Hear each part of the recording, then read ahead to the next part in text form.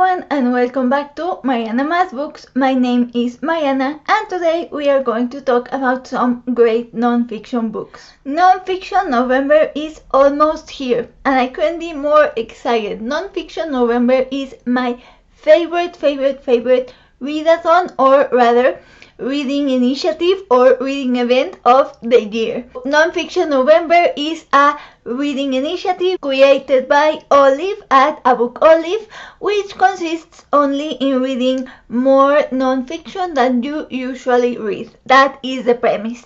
Every year what Olive does is that she gives us 4 prompts in the form of words that we can interpret in whichever way we choose to pick the books that we are going to read for Nonfiction November. One of the things I love about these prompts is that they can be interpreted in however way you want, and they can be super flexible in order to fit your TBRs. This year the 4 word prompts are collection, style, industry, and treatment. Today I am going to focus on giving you recommendations. To show the flexibility of the prompt and to show that you can bend them and interpret them however you want, I thought it would be fun that instead of giving you book recommendations for each prompt, I would try to match every book I recommended to every prompt. What I'm going to do is that I'm going to recommend to you all of the nonfiction books that I have given 5 stars since last Nonfiction November. Okay, so we are going to start with the memoir Steer, My Broken Brain and the Meals That Brought Me Home by Jessica Fechtor. In this memoir, Jessica Fechtor tells the story about how she experienced a traumatic health event. She was running one day and an aneurysm in her brain burst and she almost died. She had to go to emergency surgery. Mostly she focuses on what happened after, so on the recovery process. What makes this book unique is that Jessica Fechtor loves to cook and she started a food blog while she was in recovery. She combines the experience that she had and what she's learning with her process becoming a food blogger and cooking and what cooking meant to her during her recovery process. And the structure of the book is something that I also really enjoyed and that I also found very unique. What Jessica does is that she starts by telling you about her life previous to the event. Then she will have a chapter of the present timeline, which is the aneurysm and the recovery, and then she will have a recipe. And of course the chapters that follow the recipes have something to do with the recipe that is being shared. It was amazing. It's one of my favorite memoirs to this day. I recommend it to everyone, and after I finished it, I joked that it was going to be assigned reading for everyone in my family and all of my friends before they wanted to talk to me about anything related to my health condition, because Jessica Fechtor talks about it in a way that I found extremely relatable, and she's able to very simply describe feelings that I myself have never been able to describe. So how does this book relate to each of the prompts for this year's Nonfiction November? Firstly, collection. Well, as I mentioned, she shares several recipes through the book, so you can say that the book features a collection of recipes. Then, industry. Jessica Fechtor, she was very industrious in the way that she was able to manage and create a food blog while at the same time doing her recovery after surgery. Style. I love the style of the cover. that was a very simple one. And treatment, I guess it's self-explanatory. She had an aneurysm, she had a surgery, so she talks about the treatment that that followed and what they did, the doctors, etc. The next book I want to talk about was Word by Word: The Secret Life of Dictionaries by Kory.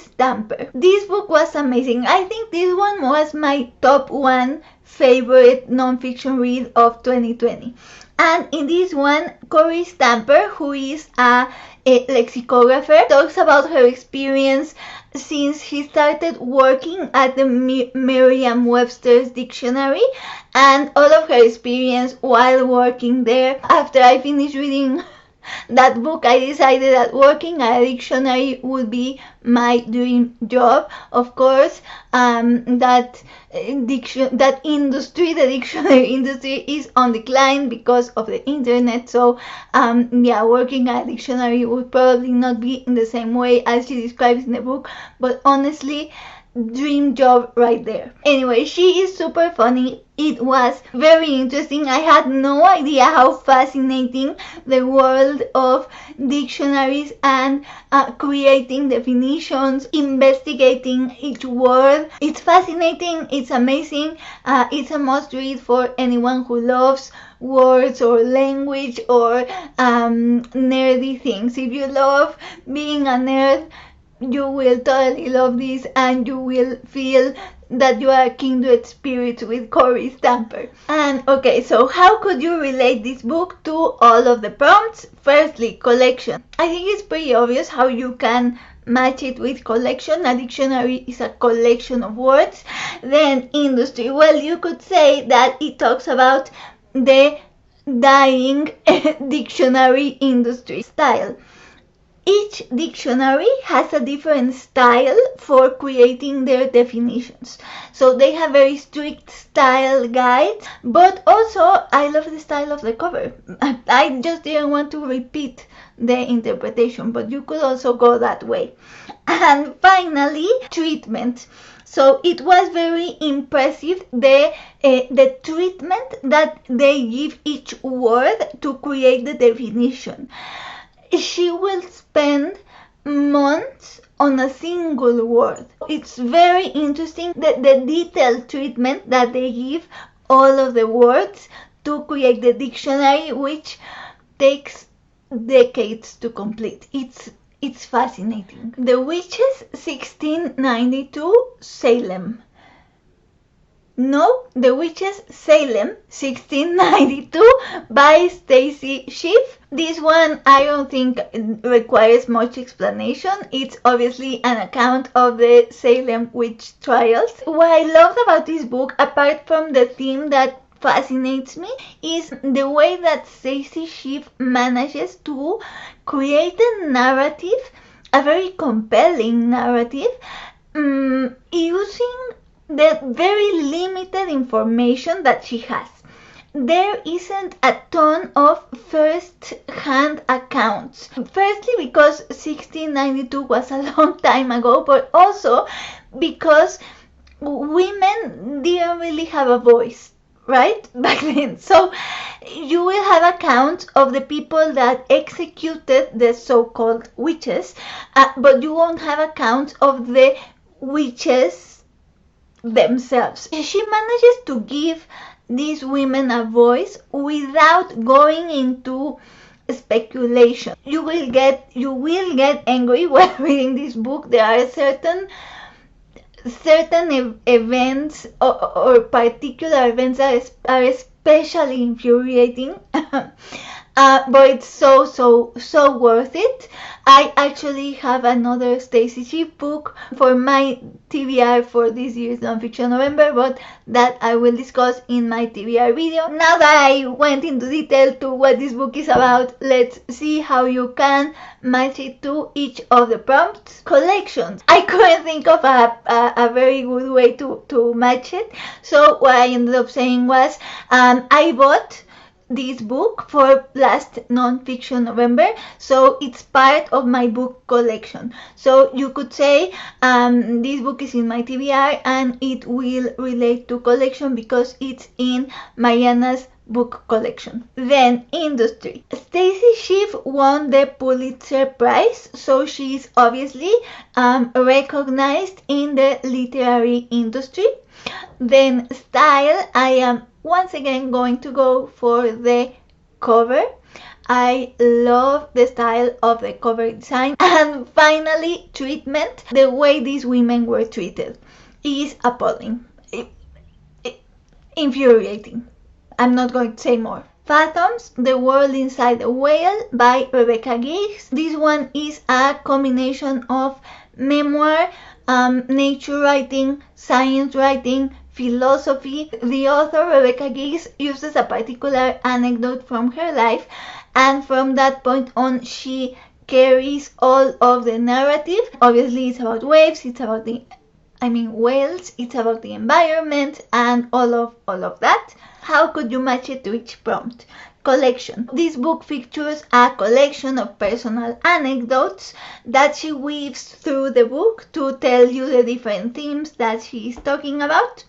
Then industry, it mentions or it talks a lot about the whaling industry, which is surprisingly recent. I was amazed at how recent the whaling industry was still very present in our world. Then style. She has a mix of a philosophical, journalistic, literary and scientific style, and I love how she seamlessly merges those four styles together. And finally, treatment. I actually saw or took this way of matching the book to a prompt from Michelle Lexie's TBR video, where she mentions she's going to read Fathoms, and she relates it to the treatment prompt because it talks about how whales have been treated. Then, I think this book I hadn't talked about before, but it's the Romanov Sisters, The Lost Lives of the Daughters of Nicholas and Alexandra by Helen Rappaport. So this one is a collective biography of the four Romanov sisters. It goes from their birth, so from the birth of each of the sisters and their brother, and she recounts the last years as a family just until the Russian Revolution and of course their execution. So I guess spoiler alert, they die at the end, but you already knew that. So how could you match this book to each of the prompts? Collection.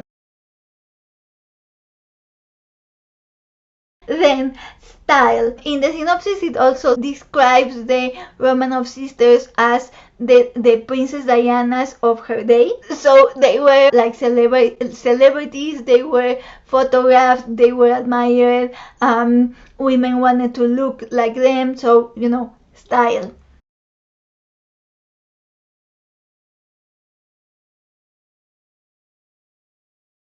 And then finally, treatment. So one of the things that most impacted me was how the Romanovs were treated during their last days while they kept them in house arrest before their execution.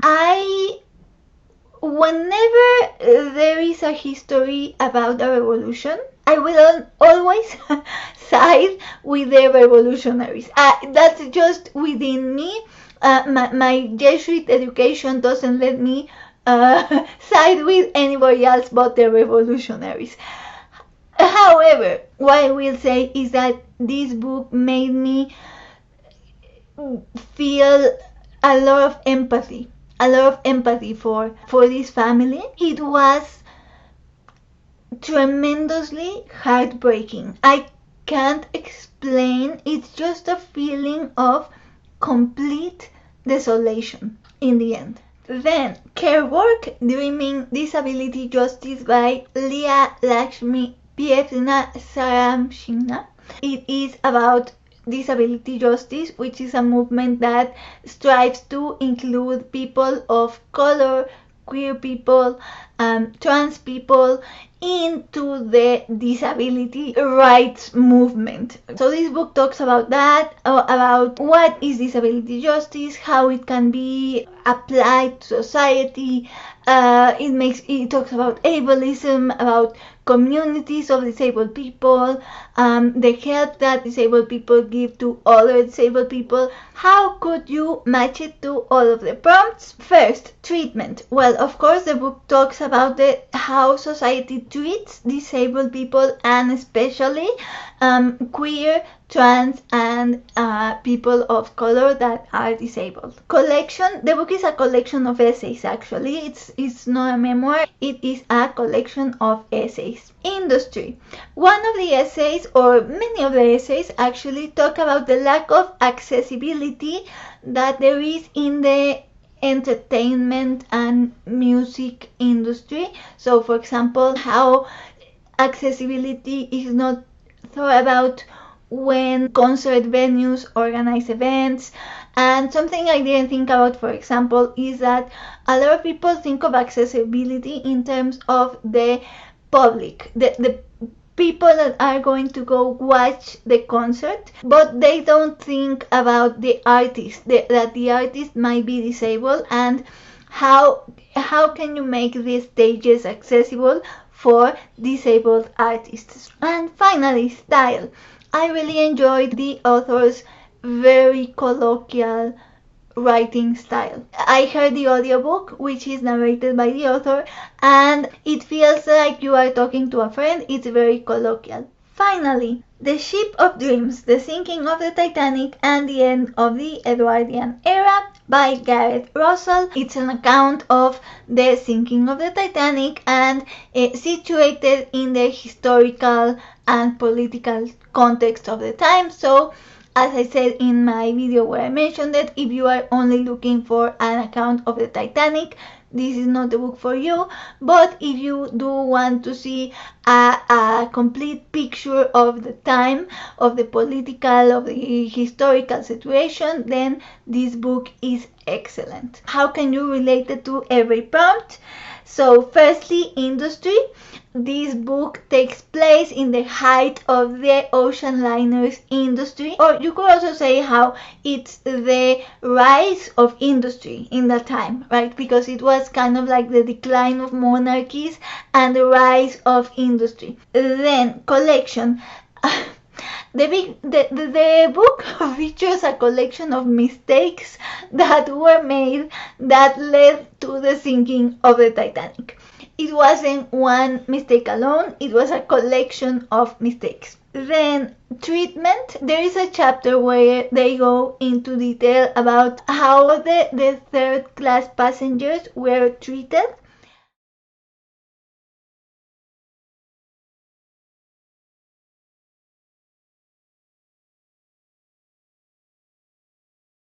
Obviously there are more non-fiction books that I love, and that is why I will make another video of recommendations with books that have actually changed me. But these are all of the books that I have given 5 stars to since last November, all of the non-fiction books. Even if you don't add this particular set of books to your TBR, I hope this video inspired you to see that you could match any book to any prompt. So you could read literally whatever you want. So participate, because it's a fun event. But yeah, I would love to hear in the comments if you are participating, what you think about these books, which books you're reading, etc, etc. That would be it for today's video, and I will see you soon with my TBR for Nonfiction November. Have a nice week and happy reading.